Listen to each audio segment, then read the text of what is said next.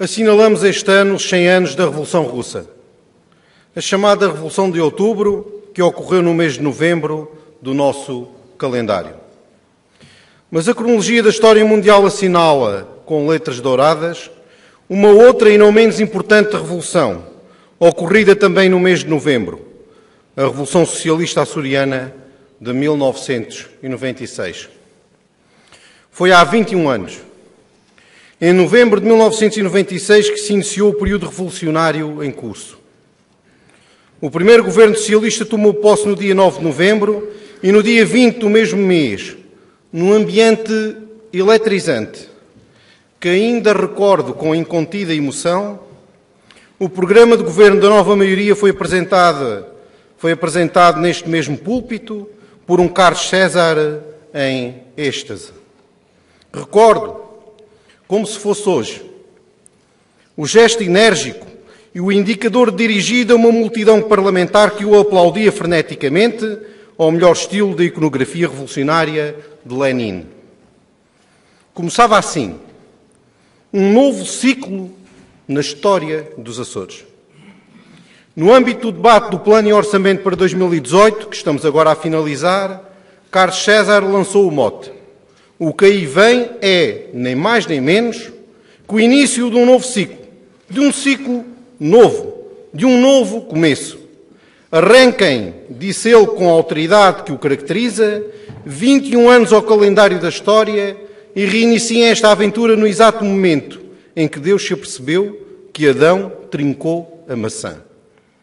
Não escondo, caros deputados, a enorme dificuldade que encerra o exercício de analisar estes três factos transcendentais: a Revolução Russa, a Revolução Socialista Açoriana e o novo ciclo orçamental num só discurso. Tendo em conta as dramáticas circunstâncias discursivas que tenho de enfrentar, socorri-me de uma obra intemporal que ilustra bem todas e cada uma das temáticas em causa. Trata-se do livro O Triunfo dos Porcos, de George Orwell. O livro é uma sátira poderosa e intemporal que retrata a derrota dos idealismos e a transformação gradual dos revolucionários libertadores nos novos privilegiados e opressores. A obra, publicada pela primeira vez em 1945, retrata a progressiva transformação do idealismo revolucionário russo, inicialmente igualitário, numa terrível ditadura. Mas serve também para deixar em evidência e fustigar os Mugabe, Eduardos dos Santos e Cadáfis deste mundo e outros sistemas de hegemonia política longa, só aparentemente mais benévola. George Orwell conta a história dos animais de uma quinta que se revoltam contra o homem que os tiraniza.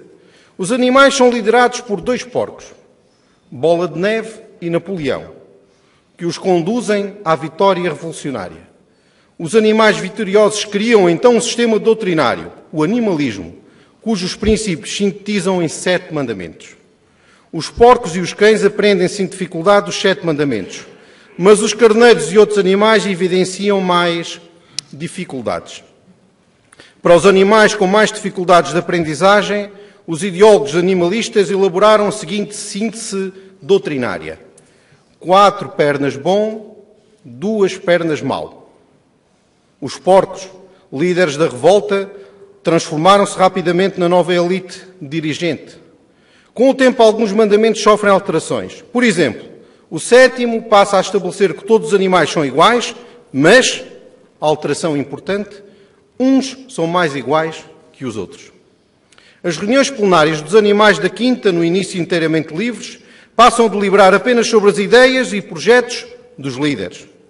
Qualquer divergência passou a ser imediatamente abortada pelo rebanho de carneiros que abafava qualquer discordância com balidos repetidos até a exaustão.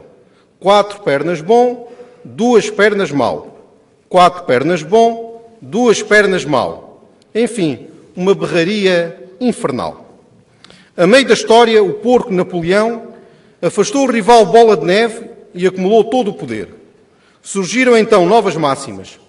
Longa vida ao camarada Napoleão, e o camarada Napoleão tem sempre razão. No final, os animais constatavam que permanecem tão explorados como antes, e que o domínio dos porcos é em tudo semelhante ao dos homens. Nada os distingue. Apenas mais uma informação. A história da Revolução Socialista Açoriana de 1996 e a descrição do novo ciclo orçamental, contextualizadas na lógica narrativa do livro de George Orwell, tem dois narradores, eu e o Sr. Deputado André Bradford, a quem agradeço desde já o facto de se ter voluntariado para este trabalho. Senhora Presidente, Senhores Deputados, Senhor Presidente e membros do Governo, nunca existem duas histórias iguais. Em 1996, o Napoleão da nossa história já tinha afastado, desde 1994, o seu bola de neve, Martins Goulart. A Revolução Socialista de 1996 iniciou-se com um discurso memorável de Napoleão. Ainda recordo a retórica sublime. 20 anos em qualquer parte do mundo é demais. Criam-se clientelas e favoritismos. É tempo de mudar a Quinta dos Açores. De forma enfática, empurrado pela emoção do momento, prosseguiu. Não quero ver mais ninguém de lágrimas nos olhos a dizer que tiveram de filiar-se nos Laranjas para ter apoios para a habitação degradada ou para ter emprego na administração pública regional.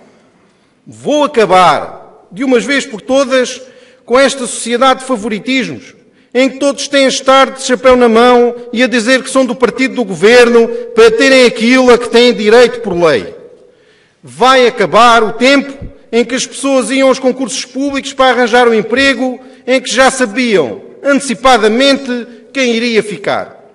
Inebriado pelos aplausos, concluiu: é mau e acarreta muitos males votar no mesmo partido depois de 20 anos de governo do mesmo. Os laranjas já não conseguem esconder tendências que indiciam clientelismo e outras perversidades instaladas que, depois de tanto tempo no poder, acabam por ser normais. Já na altura, numa crónica datada de 12 de setembro de 1996, o outro narrador desta história, André Bradford, notava que o Napoleão dos últimos meses pouco ou nada tem a ver com o Napoleão de toda a vida. Convenientemente polido, empenhado em não deixar transparecer 20 anos de desilusões, rancores e frustrações, o líder Rosa fez a operação cosmética que o seu rival mais direto precisava. O pior, dizem, será quando o verniz começar a estalar. Ainda em setembro de 1996, numa outra crónica, o narrador passivo desta história contava que esta semana sonhei com a noite das eleições regionais de outubro próximo. Eram exatamente 8 horas quando um jornalista com um ar soturno afirmou perentoriamente: Carlos César é o novo presidente do governo regional. Chama-se a isto ter um sonho mau. Isto sou eu que o digo. Mas voltamos ao sonho e ao narrador. Junto ao bar, num guichê improvisado para o efeito, outras duas gentis colaboradoras do Partido da Rosa recolhiam freneticamente fichas de inscrição. Quando me estava a habituar ao ritmo e ao ruído da sede rosa, o meu sofá transportou-me novamente para a casa de partida. Juro que estou a citar com rigor. Devido certamente a este tipo de premonições e à ajuda preciosa do dono da Quinta de Lisboa, que arranjou mais uns descontos fabulosos na TAP para o povo da Quinta Açoriana, a Bastilha Laranja caiu e o povo deu quase todo o poder a Napoleão e aos seus lugares tenentes rosas. Quase tudo e quase todo o poder, uma vez que apenas a soma dos rosas com os azuis lograva suplantar os laranjas. Aprovou-se então o programa do governo. Entre outras coisas, o programa consagrava a igualdade entre todos os açorianos. Tal como em anteriores ocasiões, foi preciso simplificar a ideologia para alguns dos cidadãos da Quinta dos Açores. Estabeleceu-se então o seguinte síntese programática: rosa e azul bom, laranja mau. A partir daqui, ou seja, logo no início da Revolução Socialista de 1996, as coisas começaram a correr mal. Ao contrário do prometido, no auge da Revolução, os rosas cederam à tentação do poder e iniciaram práticas em tudo semelhantes às que tinham praticado os odiados laranjas. Ouçam bem, caros camaradas, é preciso entrar no espírito. O que escreveu o segundo narrador desta história, André Bradford, que naquela época estava junto do local. Como certamente sabe, caro leitor, a grande preocupação do Partido Socialista dos Açores, neste momento, é o facto da administração regional não estar infestada de verdadeiros socialistas. Então, perguntava ele, e os rapazes que levaram os últimos 20 anos a colar cartazes e a fazer comícios em tudo o que é freguesia, sem terem qualquer tipo de recompensa, não merecem um cargozinho? Senhor Presidente, a partir dessa data, a Revolução morreu. Os rosas adquiriram todos os vícios dos laranjas. No dia 27 de setembro de 1997, o narrador André Bradford atribuiu o que designou como prémios sem nome. Para Napoleão, reservou um prémio com a seguinte designação: aprendi num ano o que os outros levaram 20 a aprender. Agradeço que termine, Sr. Deputado. Termino já, Sra. Presidente. Tinha razão André Bradford. Napoleão aprendeu rapidamente tudo o que não interessava. Os azuis necessários, num primeiro momento, foram atirados para o lixo da história. A síntese programática sofreu uma pequena amputação cirúrgica e passou a ter a seguinte redação: rosa, bom, laranja, mau. A seguir entraram na moda e no mundo da sobrevivência daquele pequeno e perigoso mundo autocrático as frases que consagraram o poder absoluto de Napoleão na Quinta dos Açores. Longa vida ao camarada Napoleão, e o camarada Napoleão tem sempre razão. A partir de 2003 deixa de ser possível continuar a contar com o segundo narrador, André Bradford. Ainda tentei retomar o contacto, mas a resposta foi um esclarecedor: rosa bom, laranja mau. Rosa bom, laranja mau e assim sucessivamente. A partir daqui estou inteiramente por minha conta. Entretanto, na quinta autocrática do Partido Rosa, Napoleão e o Partido Rosa continuaram ao longo dos anos a acumular todo o poder e a gastar todo o dinheiro, experimentando de forma brutal o povo da Quinta. Na primavera de 2012, Napoleão transferiu-se para a promissora Quinta de Lisboa, mantendo, no entanto, a suzerania total na Quinta açoriana. Nomeou para seu sucessor o jovem Gengis Khan, um antigo e espigado presidente da juventude do Partido Rosa. As chamadas bases do Partido Rosa foram chamadas a confirmar a nomeação do chefe. Alguns partidários de contente ainda esboçaram alguma resistência, mas os carneiros acabaram com qualquer discussão séria com a berraria do costume. Rosa bom, laranja mau, rosa bom, laranja mau. Os outros membros da elite ultimaram o assunto gritando para as massas partidárias da Quinta: o camarada Napoleão tem sempre razão e, por isso, sem mais discussão, Gengis Khan foi então insensato. Senhora Presidente, Senhores Deputados, Senhor Presidente e membros do Governo, nos últimos 5 anos, Gengis Khan prosseguiu e aprofundou em muitos aspectos a política autocrática de Napoleão. O seu propósito é conquistar os derradeiros oásis de liberdade que ainda subsistem na Quinta dos Açores e manietar todos os que, no terreno económico, não dependem das benesses do poder do Partido Rosa. Os ratos são os últimos grandes sobreviventes da Quinta. Mas até esse já tem um encontro marcado com o último destino. O secretário de Produção Agrícola mandou realizar um estudo em Inglaterra para acabar com estes últimos paladinos da luta pela liberdade. Os ratos ainda tentaram objetar que os 7 mandamentos lhes garantiam uma certa proeminência na Quinta dos Açores, uma vez que têm comprovadamente 4 patas. Mais uma vez, os carneiros acabaram com qualquer discussão, berrando repetidamente: rosa bom, laranja mau, rosa bom, laranja mau. Finalmente os cães gritaram: Gengis Khan tem sempre razão, Gengis Khan tem sempre razão.